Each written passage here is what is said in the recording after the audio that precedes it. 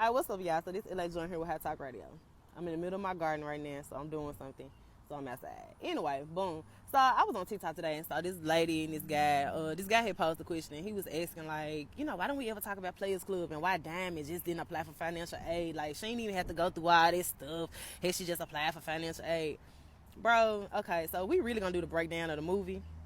We gonna do that in a minute. But I want y'all to see this video real quick. Hold on. I just got done rewatching the Players Club, and I just wonder why Diamond just didn't apply for financial aid. You could have avoided all that shit if you just sat down and applied for the FAFSA. I am so glad you started this conversation. People talk about loving basketball, baby, but oh, they were so toxic. Nobody talks about Players Club and how dumb Diamond was. Okay? First of all, Diamond was living with her mama and daddy. Her daddy said he wasn't paying for no Negro college and that she need to go to, regular state school. She said, I want to go to state, so she want to go to HBCU. Mind you, HBCU gonna be 2-3 times as much because it's a private institution. Okay, now, so she leaves. She got a child. She going for journalism. She act like she was going for something that was just so special that she had to be at this HBCU. And it was in the 90s. So the Pope grant was available. Yeah, I'm getting detailed. I'm just saying. She was in Atlanta, in Georgia. They had the Hope grant. They paid for your tuition. So she would have had her tuition paid for. She ain't had to get no dorm because she stayed with her parents. But her ass decides she want to go to a black college. Bitch, you can't afford to go to a black college. You can't even, you got a damn child. And then when you start stripping, you ain't thinking about that because you got to drop the baby off at mom and daddy's every damn night.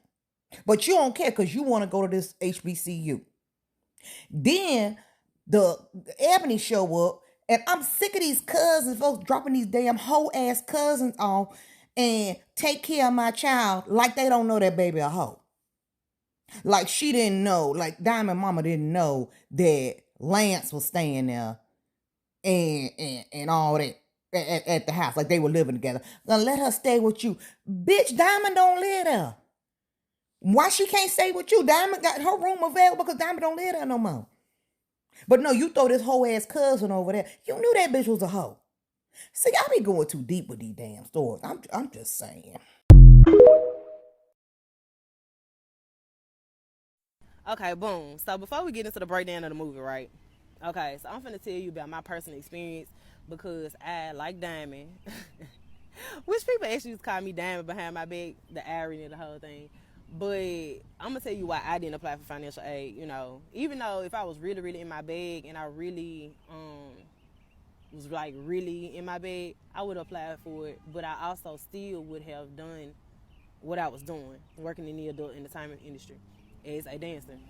Okay, so here's what.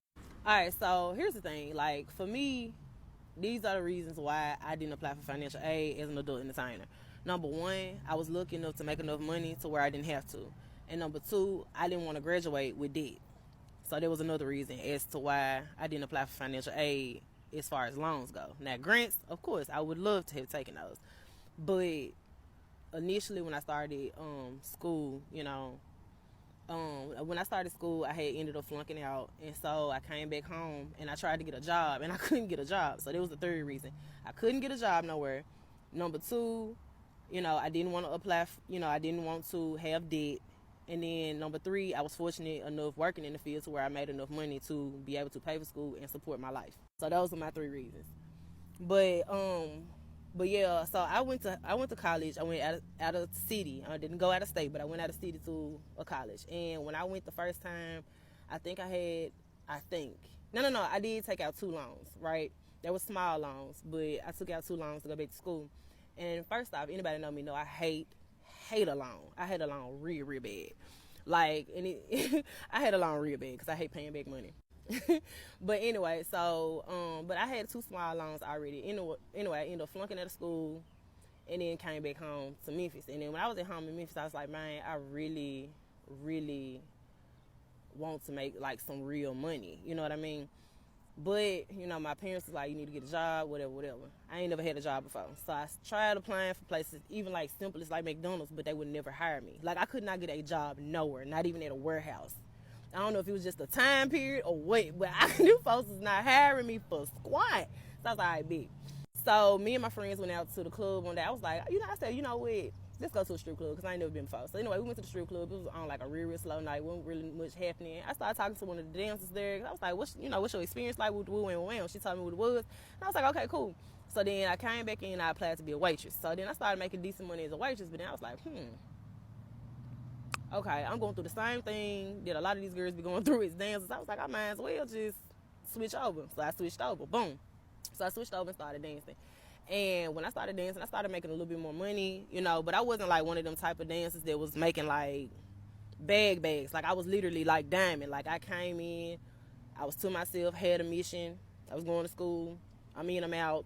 That's it. That's literally how my experience was. Like honestly, if Cube need a script for Players Club 2, tell him to call me. I got him. Cause anyway, so that's just kind of how the experience was for me. But the reason why I stuck with dancing so long was the simple fact, like, it gave me flexibility in my schedule. It allowed me to be a full-time student, and then I can still work 2 or 3 days on the weekend, or I can work early shift or whatever, and I can still make my quota for that week, to where I can pay for my school, live a decent lifestyle, and still have flexibility to where I can have a good family life. I can have a good social life. If I want to get an internship, I got time to do that. If I want to work out, volunteer in my community, I can do that. If I want to go out of town, whatever it was, I can have a healthy relationship. It allowed me that flexibility. Now, the downside of working in the adult entertainment industry is the fact of, like, you never really know how it's going to happen, especially, when people already see you half naked. A lot of people want to take it further than that. And that was never my MO. But it's just the field that you work in. You know what I'm saying? Sometimes things happen. Sometimes we make choices. Sometimes decisions made and things happen, And I know for me personally, you never really know what's on the customer's mind. You don't know what the customer's on, and you don't know who coming in snitching. Because I know I work in, like, my city that I lived in was real small. And so even though I tried to keep it on the low, like, I didn't tell anybody outside of my friends. Like, I had a friend from college that came in. When she found out, she went back and told all my friends back in college that I was it. Even though I asked her not to tell anybody, but she still did anyway. Like, it was a couple of people that knew my family that came in. And, of course, they started talking with back and told my family, but I never told anybody anything. Because I know my parents came and approached me about it because they had heard, somebody had told them about it. So they had came and approached me about it, and I was like, well, yeah, that's what's going on. But I told them why I was doing it. They was upset, but I was grown, and they wasn't finna pay for my college, so I did have to do what I had to do, period. And that's exactly what I did. But like I said, during this time, like, it allowed me a very flexible schedule, to where I could, study. I could be an A student, I was doing really, really good at one point in time, up until the part where my folks found out. I was doing good up until the point where they found out. And I'm not putting it on them. I'm just saying, like, this is literally the point where it all started going down.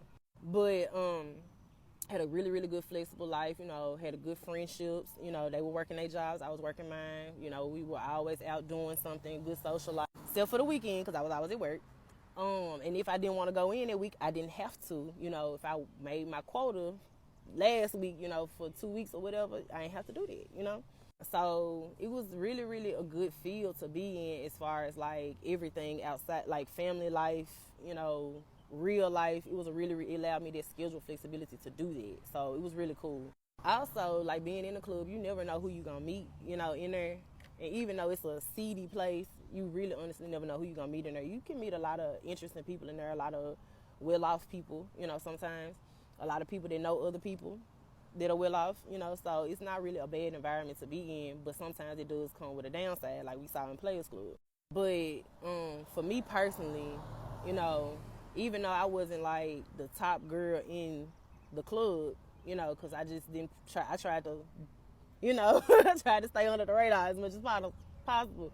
But, I still made enough money to where, I was able to still have a good life. You know what I mean? And I could still provide for myself and my family if they needed anything. And it was just really good for me.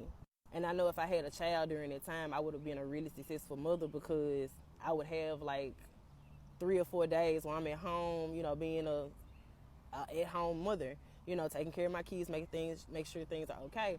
And then the last couple of days of the week, I'm going to work, or whenever my clients, are gonna be up there, whatever. So yeah, I mean, even though it's a real interesting job, it's a really interesting job. I mean, it's a lot of good sides to working in the field, but if it comes with a lot too, like reputation, and you got to worry about people saying this and doing all these crazy things as well. But as far as your family life, your social life, it usually is okay. You know what I mean? Because it gives you the opportunity to like really be there for your family. You know what I mean? Or be a part of what's going on in the community, or get your internship, in the next county or whatever. You know what I'm saying? So yeah, it's a lot of good positives to it, but you got to be ready for the backlash though. So yeah.